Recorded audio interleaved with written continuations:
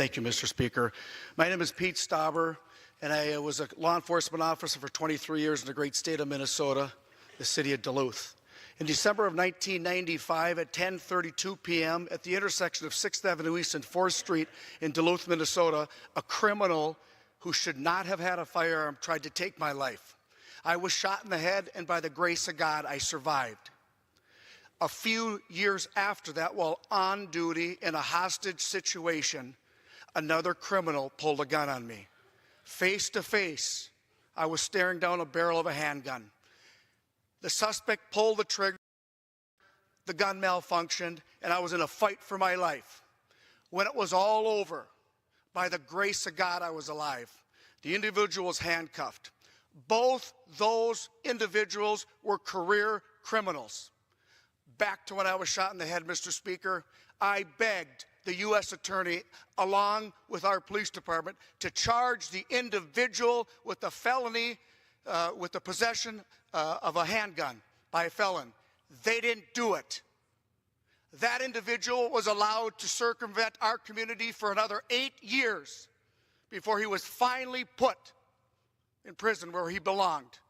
No more harming other people. Representative Collins' Mass Violence Prevention Act gets the county attorneys and our federal attorneys present to prosecute these individuals that have no respect for life. I carried a handgun for 23 years, Mr. Speaker, as a tool to defend my life or somebody else's life from great bodily harm. I support the individual right of law-abiding citizens, the right to keep and bear arms. Both my wife and I live in rural Minnesota. When we need to protect ourselves, when it takes a while for law enforcement to get there, we have the ability. There is nobody I know that wants somebody that is going through a mental health issue or a career criminal or a drug dealer to have these. We need to start respecting life. Life is precious. From conception to natural death. I am a very proud husband of an Iraq war veteran who understands the value of life.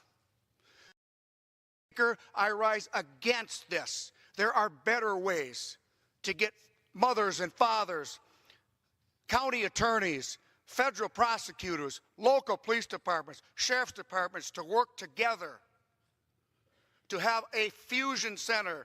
So when a young individual types into the computer, I want to be a mass school shooter, there's an instant response to identify the individual and work through it.